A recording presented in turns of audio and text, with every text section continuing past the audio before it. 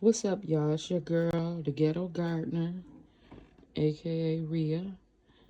And this is just a little start on what I got going for the spring and summer. Now, these pepper plants might not make it. I'm just doing a little experiment. So, from what I learned and looked at videos, so I'm thinking outside of the box.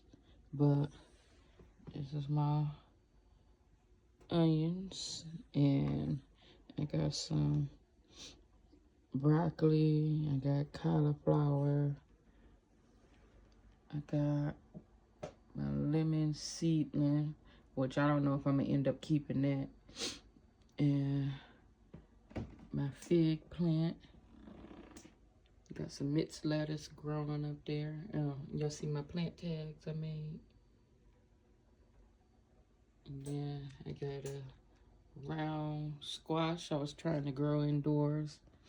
And I don't know if this is going to be alive, but this is a pink blueberry bush. Y'all, I just did a whole bunch of stuff that I didn't realize that I should have just waited on. My brain, it just be all over the place. And then I got kale. I overwintered the pepper. More kale, collards, and my cherry pepper that I overwintered.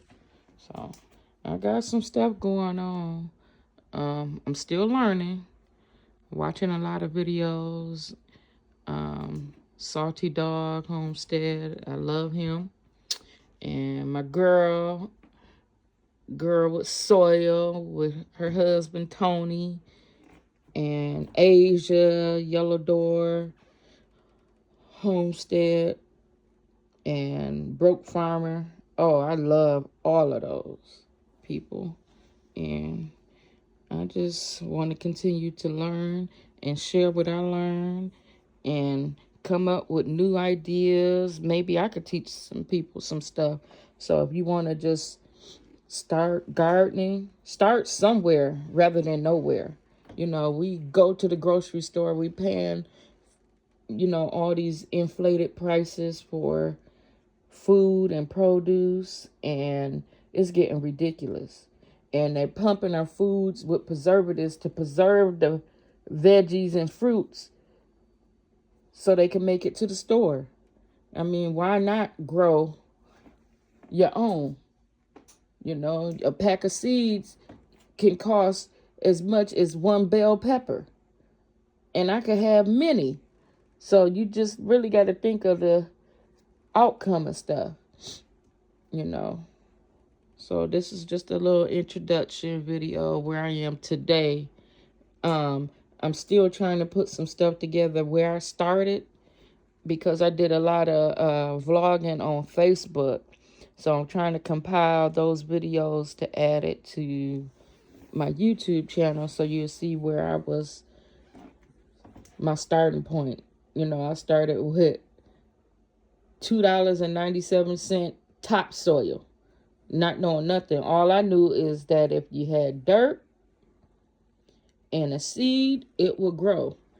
Even though on the packages it said days to harvest, I read the packages, but I didn't comprehend the technique.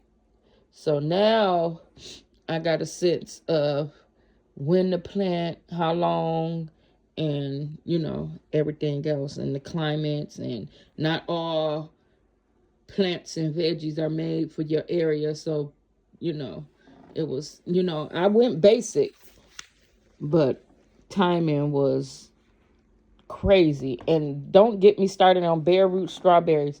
I bought 2 bags of bare root strawberries from Home Depot.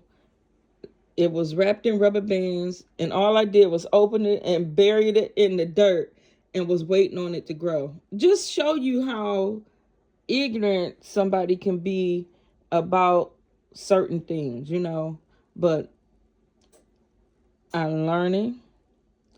I learned from it. I've done a lot of research. I had no idea YouTube had this garden community, and so many things I learned. even my potatoes, not being patient and pulling them up early and not getting a good harvest. With gardening, I'm learning that patience is a virtue. You have to be patient. And it's also teaching me clarity. And I feel like when I go through struggles in my life, that gardening, I could come home, and that's how I ended up with all these indoor plants. I could come home and I sit at my dining room table and I plant. It gives me clarity. It gives me a sense of peace. And, I've been going through a lot. And what led me to gardening is that I lost my dad in 2023. And I went into kind of like depression. A lot of people didn't know because I suffer in silence. But I'm more of a person to please people or to help them out. I solve everybody's problems and I mask mine. And when I stepped into gardening, it was just, I didn't know what to think. And, I feel like my neighbors think that I'm some crazy plant lady because I'm constantly in and out. Like in the summer, I would go out, check on my plants, and I'm terrified of seeing that hornworm, that tomato hornworm. I am so terrified. That and squash bugs. And my God, I will be in and out, looking at the garden under the leaves and everything. And I'm like, you know what? I think I like gardening, but I'm going to try to be a little more calm with it. That way my patience is going to grow with what I grow. So if it take long, my patience need to be longer, or maybe I just grow stuff that doesn't take so long. But I like the challenge.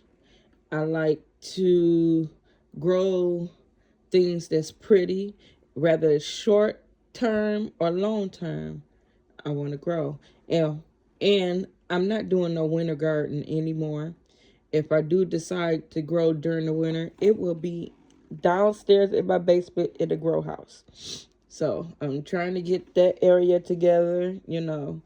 I'm staying in my dad's house, and over the years, my brother, his family, me, my family, them been back and forth, and everybody's things are accumulated here. So I gave them a timeline that by spring, if you don't want it, it's going to the dumpster. So I'm in the middle of getting that together. But I got a lot of good content coming up for you guys. So I also joined the Green Stalk Club. So I'm officially a green stalker. So I grow on the pallet in my driveway because I have a huge backyard. And maybe about 4 or 5 years ago, my dad had this shed built, and now since he passed, it seemed like it's cats, groundhogs, raccoons has taken over my backyard. I am terrified of cats. Anybody know? And these cats are ghetto and they tough. They will sit there and walk the barbed wire fence in my backyard. So I share a yard with the golf course. So on the other side of the fence is a golf course. But oh my God, these cats walk the barbed wire on the fence. Like, what type of shit is that? That's ghetto. Them cats got me scared. And I went outside and I opened the door and I look on the ledge right below my doorbell. They've been walking on the ledge under my doorbell. It's like, what the fuck? Like, get the fuck on. 2 doors down, they feed the cats, and it's just like, it's more than 20. It's excessive, and I'm scared of them. And I put the high percentage vinegar around the perimeter of my garden, and I have not had any issues with any animals in my garden other than I found a cucumber beetle or two, but they didn't too much mess with my cucumber plants because I found them before they did anything. I had a vine borer in my one of my squash plants, but I got those together. And then slugs. All the years my dad had this house built, back and forth through the years, I have never in my life seen a slug until I started gardening. And when it would rain, baby, it would be slug fest. Big slugs, little slugs. Oh my God, between the slugs and the spiders, you know what? I did my big one. Let's just say that. I did my big one. And you know, my son, he helped me out, but I don't know. He got a little me in him because he don't do the bugs, but he did good.